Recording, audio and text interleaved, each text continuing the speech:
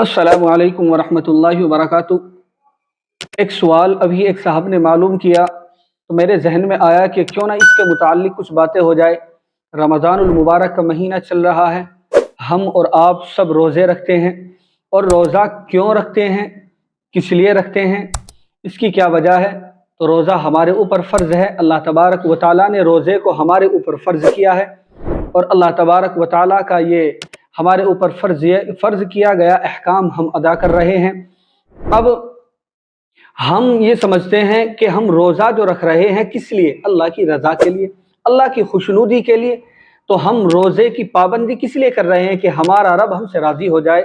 और फिर रमज़ान का महीना तो अल्लाह का महीना है, और जो महीना अल्लाह का हो फिर उसमें बदला और इनाम भी बड़ा ही होता है। तो रोज़े का बदला क्या है? रोज़े का बदला खुद अल्लाह तबारक व तआला हमें देंगे।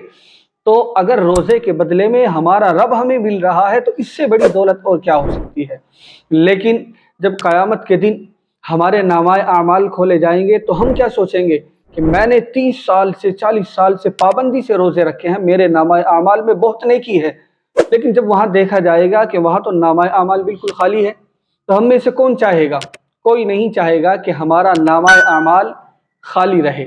हम रोज़ों की पाबंदी भी करें फिर भी हमारा नामाए आमाल खाली रहे। लेकिन कुछ वजह और कुछ चीज़ें ऐसी होती हैं कि जिनसे फ़र्ज़ तो अदा हो जाता है लेकिन उसका सवाब हमें हासिल नहीं होता। जैसे हम रोज़ा रखते हैं, लेकिन रोज़ा नाम सिर्फ़ ये नहीं है कि सिर्फ़ भूखे और प्यासे रहे। हुज़ूर अकरम सल्लल्लाहु अलैहि वसल्लम ने फरमाया कि रोज़ा नाम इस चीज़ का नहीं है कि सिर्फ़ हम जो है खाने से और पीने से रुके रहे, बल्कि रोज़ा नाम है हर छोटी बड़ी तमाम बुराइयों से अपने आप को बचाना। तो हुज़ूर अकरम सल्लल्लाहु अलैहि वसल्लम ने फरमाया कि बाद भाई ऐसे होंगे जो रोज़ेदार होंगे, जिन्होंने पाबंदी से रोज़े रखे होंगे, लेकिन उनका फ़र्ज़ तो अदा हो जाएगा और रोज़े का सवाब उनको नहीं मिलेगा। सवाब क्यों नहीं मिलेगा?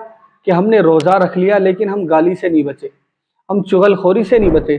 मैं आपको बता दूं कि एक साहब ने मुझसे यही सवाल रखा कि आपने रोज़े का मसला तो बता दिया, लेकिन आप जो है ये भी तो बताइए कि रोज़े में बहुत गाली देते हैं, इसका क्या हल है? तो मेरे जहन में बिल्कुल ये बात आई कि हाँ, बात इसकी बिल्कुल सही है। तो रोज़ा रख लेना और फिर गाली देना, चुगली करना, गीबत करना और इसी तरीके से लड़ाई झगड़ा करना और मोबाइलों में फ़ाहिश तस्वीर देखना और गंदी तस्वीरों को देखना, मोबाइलों से परहेज़ ना करना। यानी परहेज़ का मतलब ये है कि उसमें फ़िल्में, गाने, रोज़ा हमने रख रखा है फिर भी बराबर हम देख रहे हैं। ये चीज़ें ऐसी हैं कि जिनकी आम दिनों में भी गुनाह कबीरा है, जिनकी सज़ा आम दिनों में भी गुनाह कबीरा है और बुरा है आम दिनों में भी, लेकिन इसमें और ज़्यादा हो जाता है। तो आपने फरमाया कि अगर कोई शख्स इस हालत में रोज़ा गुजारता है तो फिर उसका रोज़ा तो अदा हो गया, फ़र्ज़ अदा हो गया, लेकिन सवाब उसको नहीं मिलेगा। तो हम में से कौन ऐसा चाहेगा? कोई नहीं चाहेगा। तो हम रोज़े की हालत में गुनाहों से बचें, छोटे बड़े तमाम गुनाहों से बचें, गाने से, गीबत से, चुगली से और इसी तरीके से जो है मोबाइलों में फ़ोहश तस्वीर देखने से, वीडियोज़ देखने से, फ़िल्में देखने से बचें। और इसी तरीके से जो है ज़बान से हम गीबत, बहतान, तराशी, रोज़े के हालत में हमें अंदाज़ा नहीं होता, हम ज़बान से एक दूसरे की बुराई करते रहते हैं। तो हम छोटे बड़े तमाम गुनाहों से बचें, तब जाकर हमें जो है रोज़े का जो असल मकसद है, रोज़े का जो असल फ़ायदा है वो हासिल होगा, तब जाकर हमें इसका सवाब मिलेगा। तो हम रोज़ा जब रखें तो खाने पीने के साथ साथ हम रुकते तो हैं खाने पीने से, लेकिन बुराइयों से भी रुके, गुनाहों से भी रुके, मोबाइल की जो है बुराइयों से भी अपने आप को बचाए। मुझे उम्मीद है कि मेरी ये कही गई बातें हम सब की समझ में आ गई होगी।